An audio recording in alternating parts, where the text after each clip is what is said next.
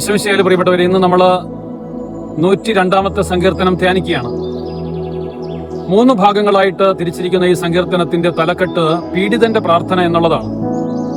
ഒരു വലിയ വിലാപഗാനമായിട്ട് ഇതിനെ വേണമെങ്കിൽ കരുതാം. നിലവിളിച്ച് പ്രാർത്ഥിക്കുന്നവന്റെ ഒരു സ്വരമാണിത്.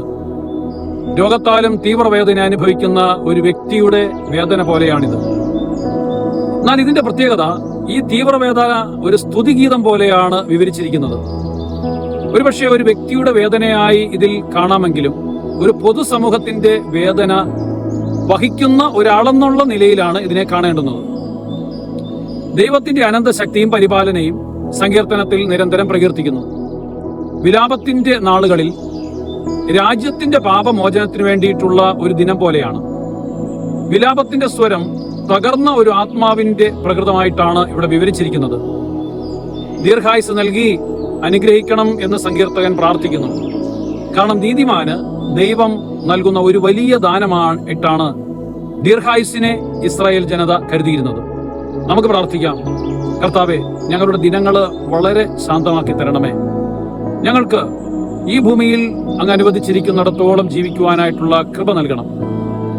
ഞങ്ങളുടെ ഓരോ ദിവസവും ഏറ്റവും ഭംഗിയായിട്ട് ചെലവഴിക്കുവാനായിട്ട് ഞങ്ങളെ അനുഗ്രഹിക്കണം കർത്താവേ. ഞങ്ങളുടെ ഹൃദയത്തിൽ വേദനയും തീവ്ര ദുഃഖവും ഉണ്ടെങ്കിൽ പോലും അതെല്ലാം ഒരു സ്തുതിഗീതം പോലെ ഞങ്ങൾ ഇതാ സമർപ്പിക്കുന്നു. ദൈവസമർത്ഥമായിട്ട് നമ്മളെ അനുഗ്രഹിക്കട്ടെ. ആമേൻ.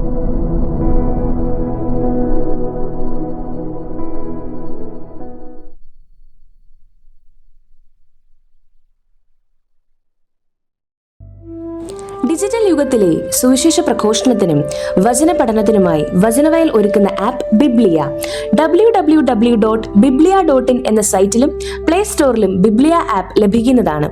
ഉൽപ്പത്തി മുതൽ വെളിപാട് വരെ ഇംഗ്ലീഷിലും മലയാളത്തിലും ഒരു വർഷം കൊണ്ട് ബൈബിൾ മുഴുവനും വായിക്കുവാൻ സഹായിക്കുന്ന ബൈബിൾ നഴ്സറി, സഭയെ അടുത്തറിയുവാനുള്ള സഭാ കളരി, വിഷയാധിഷ്ഠിതമായി വീഡിയോകൾ ലഭിക്കുവാനും അപ്ലോഡ് ചെയ്യുവാനും സഹായിക്കുന്ന വീഡിയോ ഹബ്, വീഡിയോ ബുക്ക്, 3 ലക്ഷത്തിൽ പരം ചോദ്യോത്തരങ്ങളുടെ ശേഖരമുള്ള 250-ൽ പരം ഈ ബുക്കുകളുടെ പുസ്തകശാല, ഒരേ സമയം 100 കണക്കിന് ക്വിസ് മത്സരങ്ങൾ സംഘടിപ്പിക്കുവാൻ സഹായിക്കുന്ന ക്വിസ് പ്ലാറ്റ്ഫോം ദബാർ. ഈ നവമാധ്യമ അപ്പസ്തോലേറ്റിൽ പങ്കുചേരാൻ ഇന്ന് തന്നെ ഗൂഗിൾ പ്ലേ സ്റ്റോറിൽ നിന്നും ബിബ്ലിയ ആപ്പ് ഡൗൺലോഡ് ചെയ്യുക.